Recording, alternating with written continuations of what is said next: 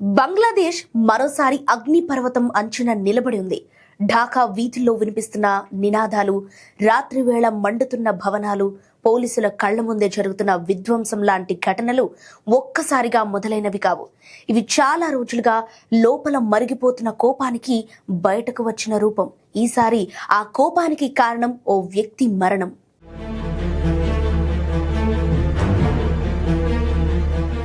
Radical నాయకుడు షరీఫ్ ఉస్మాన్ హాదీ మరణం తర్వాత బంగ్లాదేశ్లో వాతావరణం ఒక్కసారిగా మారిపోయింది. Anti India, anti Sheikh Hasina వాదంతో గుర్తింపు పొందిన హాదీ కొందరికి విప్లవ వీరుడు, మరికొందరికి ప్రమాదకరమైన తీవ్రవాది. అలాంటి వ్యక్తిని కాల్చి చంపటం బంగ్లాదేశ్లో ఇప్పటికే పేరుకుపోయిన రాజకీయ శూన్యతను మరింత లోతుకు తీసుకెళ్లింది. హాదీ మరణ వార్త వెలువడిన క్షణం నుంచి పరిస్థితులు అదుపు తప్పాయి. నిరసనలు కేవలం ప్రభుత్వంపై మాత్రమే కాకుండా మీడియాపై, అవామీ లీగ్ కార్యాలయాలపై, చివరకు భారత దౌత్య కార్యాలయ వరకు చేరాయి. ఈ నిరసనలు ఇలానే కొనసాగితే పరిస్థితి ఎంతవరకు వెళుతోందన్న ఆందోళన అక్కడి ప్రజల్లో కనిపిస్తోంది. ఇక బంగ్లాదేశ్లో చెలరేగుతున్న హింసను అర్థం చేసుకోవాలంటే ముందుగా షరీఫ్ ఉస్మాన్ హాదీ గురించి క్లియర్గా తెలుసుకోవాలి. ఆయన కేవలం ఒక రాజకీయ కార్యకర్త కాదు, గత జులై ఉద్యమంలో ముందుండి నడిపించిన రాడికల్ నాయకుడు, ఇన్కిలాబ్ మంచా పార్టీకి కన్వీనర్, అవామీ లీగ్ను రాజ్యాంగబద్ధంగా నిషేధించాలన్న డిమాండ్తో ప్రజల్లోకి వెళ్లిన వ్యక్తి. అదే సమయంలో భారత్కు వ్యతిరేకంగా తీవ్ర సర్వం వినిపించిన నాయకుడు కూడా అతనే. హాదీ రాజకీయాలు సంప్రదాయ పద్ధతుల్లో ఉండవు. ఆయన ప్రస్తుత రాజకీయ వ్యవస్థలను తీవ్రంగా వ్యతిరేకిస్తాడు. షేక్ హసీనా పాలనను విమర్శించాడు. అదే సమయంలో బిఎన్పిని కూడా వదలలేదు. పాత రాజకీయ పార్టీలన్నీ ప్రజలను మోసం చేశాయని, తిరిగి అధికారంలోకి వస్తే దేశం మళ్లీ అదే చక్రంలో పడిపోతోందని హెచ్చరించాడు. ఈ కారణంగా ఆయనకు యువతలో ఒక వర్గం గట్టి మద్దతు లభించింది. కానీ అదే కారణంగా ఆయనను ప్రమాదకరమైన రాడికల్ గా భావించిన వర్గాలు కూడా ఉన్నాయి.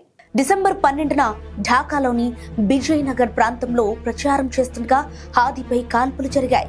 గుర్తు తెలియని వ్యక్తులు ఆయన తలపై కాల్చారు.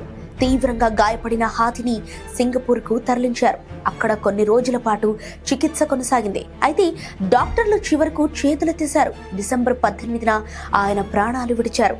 బంగ్లాదేశ్ విదేశాంగ శాఖ ఆయన మరణాన్ని అధికారికంగా ధృవీకరించిన క్షణం నుంచి పరిస్థితులు ఒక్కసారిగా మారిపోయాయి.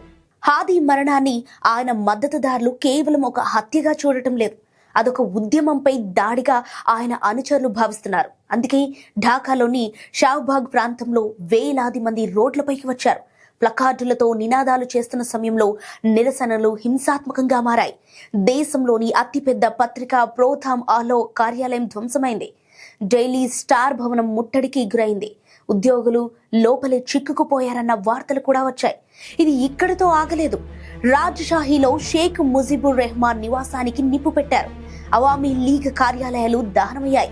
అవామీ లీగ్ కేవలం ఒక రాజకీయ పార్టీ కాదు, అది బంగ్లాదేశ్ స్వాతంత్ర్యం చరిత్రతో ముడిపడిన పేరు.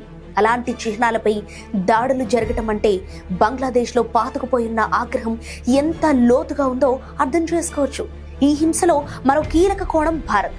హాదీ మరణ వార్త వెలువడిన తర్వాత చిట్టగాంగ్లోని భారత డిప్యూటీ హై కమిషనర్ నివాసం వద్ద నిరసనలు జరిగాయి. రాళ్లు విసిరారు. యాంటీ ఇండియా నినాదాలు వినిపించాయి. అవామీ లీగ్ను భారత్కు అనుకూల పార్టీగా చూసే భావనతో హాదీ యాంటీ ఇండియా రాజకీయాలు ఈ నిరసనలకు మరింత మంట పెట్టాయి.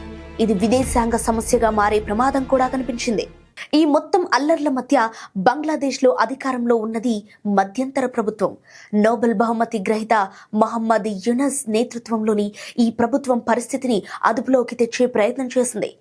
యూనస్ శాంతి కోసం పిలుపునిచ్చారు. హాదీ హత్యను హేయమైన నేరంగా ప్రకటిస్తూ దోషులను వదిలిపెట్టబోమని హెచ్చరించారు.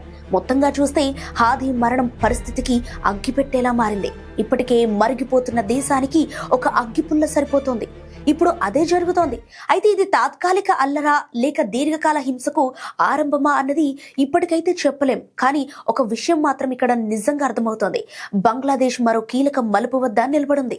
ఈ మలుపు దేశాన్ని మరింత అశాంతి వైపుకు నెట్టేస్తుందా అన్నది రానున్న రోజుల్లో తేలనుంది.